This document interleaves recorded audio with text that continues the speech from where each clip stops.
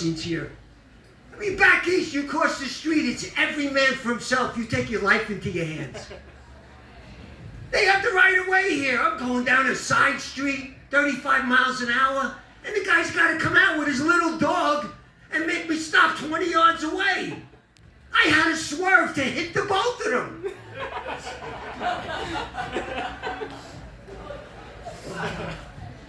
Growing up in New York was tough, man. I witnessed assault and battery on a daily basis. 'Cause I went to Catholic school. Those nuns would beat us so bad. I went home, I told my father.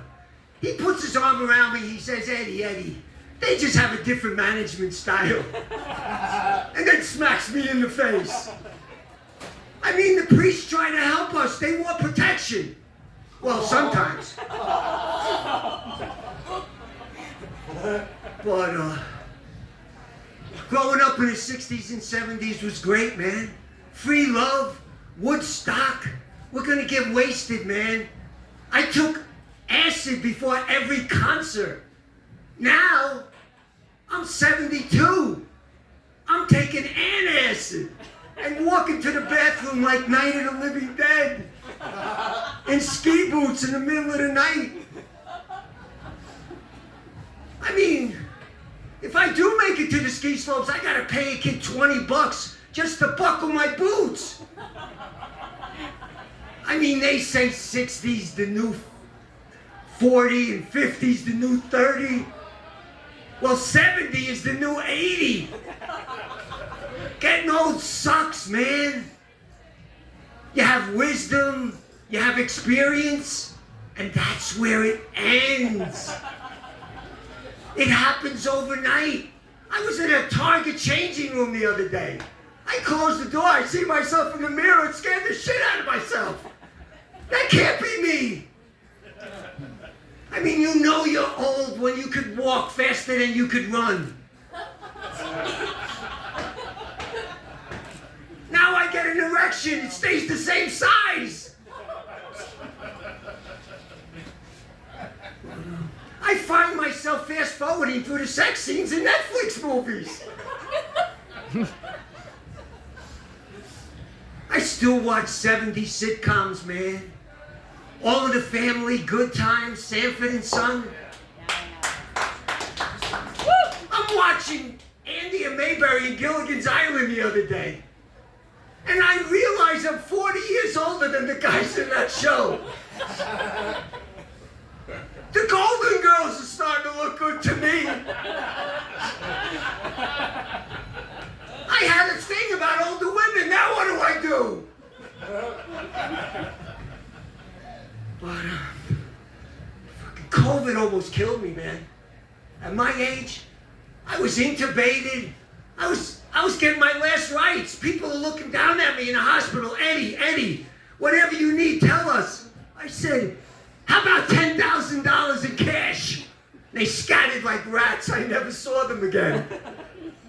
I got so backed up from the medicine, the doctor comes out and says, we got to do a special procedure on you to clean you out. I said, is it covered by insurance? He said, no, it's $500. I said, I'll pass. I'll settle for the $3.99 special at Taco Bell. A lot of people found religion during COVID. I found gummies and margaritas. I lost $200 a month when Costco stopped serving hors d'oeuvres for lunch. I had to make a telemedicine appointment with my urologist. And he told me, hold the computer over here. Now take your pants down. Now bend over and hold your computer here. My neighbor sees me from the window, reports me to the police.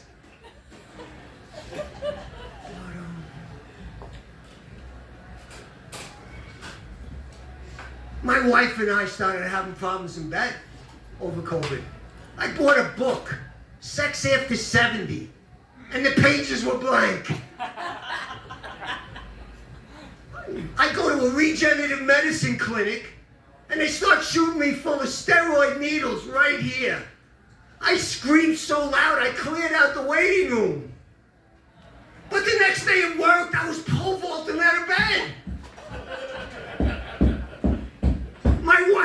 loved it.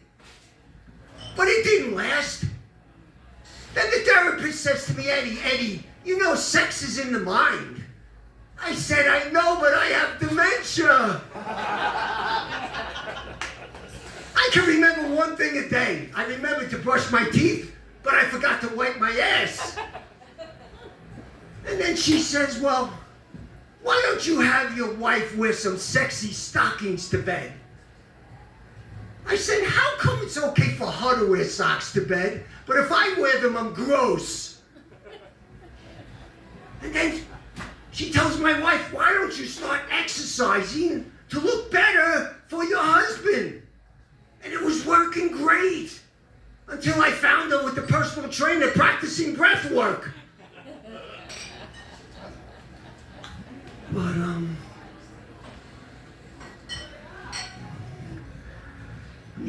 before I was married, I was a member of Silver Singles, which is your young people's version of Tinder.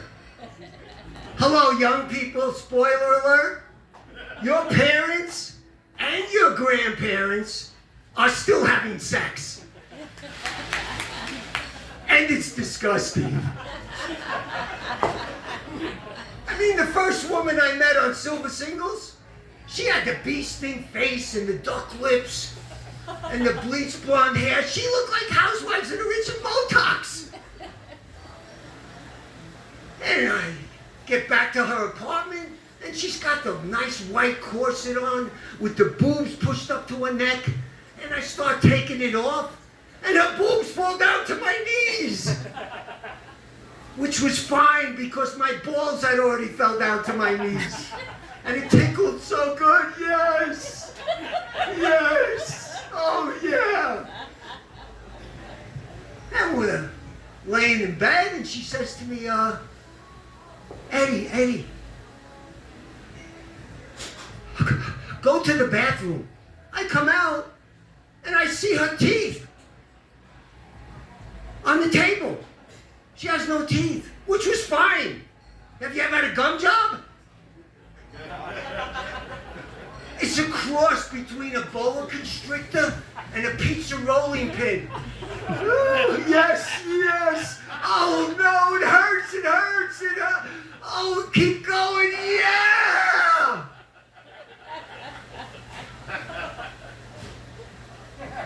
And she says to me, Eddie, for the holidays, I'm going to take you to see the Nutcracker. It's a classic.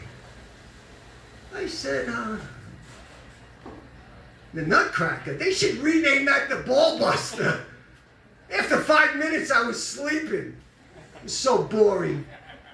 Then she says, oh, how about, can you please take me to see the play Hamilton? I was like, Hamilton? I look on my phone.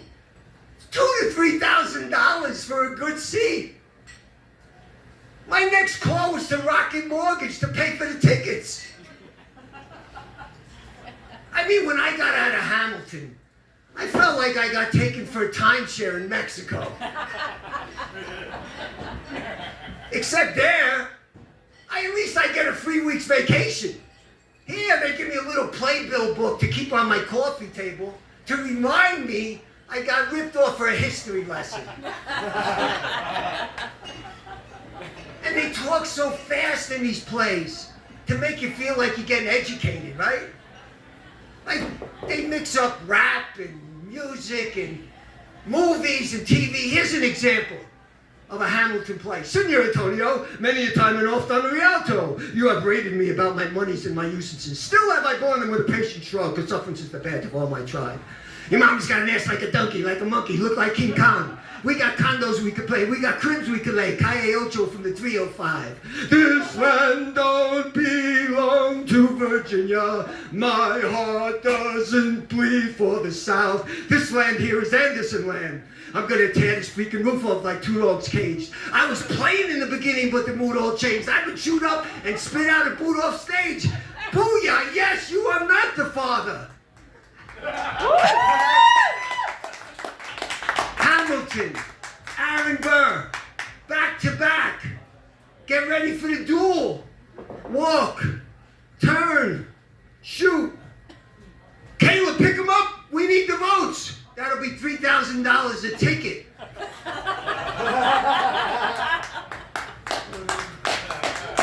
mean, we got some seniors here, right? You guys are young. Everything when you get all these doctor's appointments. I fucking hate going to the doctor. It's a project. It's like you gotta follow the yellow brick road to get to the Wizard of Oz. They give you that clipboard. Here's 200 pages you gotta fill out of every procedure, supplement, and medication you've ever taken in your life. I said, lady, I ain't filling this out. She says, well, you have to. I said, I don't have to. I have dementia. I can't remember any of it. Says, okay, go see the doctor. And I go in there, and the nurse, they gotta take your blood pressure and your weight. What is your purpose here to see the doctor? I said, lady, I told you I have dementia. If you don't get the doctor in here, I'm gonna forget while I'm here. She says, okay, he'll be in a minute. I go, I'm sitting and I'm waiting, and I hear a knock on the door. I said, what is this guy knocking for? What does he think I'm doing in here? Well, I did have to take a leak and the sink was right there. And he comes out, he starts telling me everything I already know. Eat everything in moderation, drink more water. That's what I gotta pay for? Then he comes out with a good one. He says, you know, Eddie, cows get all the protein they need from eating grass. I said, Doc, I'm smoking grass every night and now I'm suicidal. He says, well, you know, after 30, men lose 2% of their muscle mass every year. I said, really? I'm thinking, I get on my phone, I'm doing a calculation. I said, excuse me, can I call my wife in from the waiting room? Honey, can you call up the funeral home for that casket I prepaid for? Because at this rate, I'm going to be buried in a fucking cigar box. Look, everybody like going on vacation? Like going on vacation, right? Yeah, it's great. I got to get out of here sometimes. And I love the salt water. I miss the sand, the ocean. And every year we go to this place in Jamaica, and they got 5 unbelievable restaurants. And my wife always has to pick out the fine dining restaurant. I hate fine dining. I hate it. The guy's got to come up, pull your seat out, put the towel on his arm, go through the list, the wine list. Then he says to me, sir, I can't serve you. I said, why not? He said, your collar's not big enough. I said, what is this, the dress for the U.S. Marine Corps? I had to go to the gift shop and buy a $100 shirt just to sit down. Then I come back, he starts going over the whole list again, and he's like, the red, white, and blue wine, and the battered fish, and the caramelized onions, and the Florentine. I said, will you please give me Golden Corral when I need it? Get me my food! And then they sit you with people, the repeat guests, so you can network. They sit me with this guy from San Diego. He's bragging to me about his money, his car, his boat. I had to get out of there. The next day, I'm sitting on the beach, and the guy comes walking down with a huge, this big, wooden carving of Bob Marley. Beautifully handcrafted and varnished. And he says to me, look what I got. I said, hey, that's a nice piece, man. They go for $300. He said, I got it for $75. I negotiated the guy down.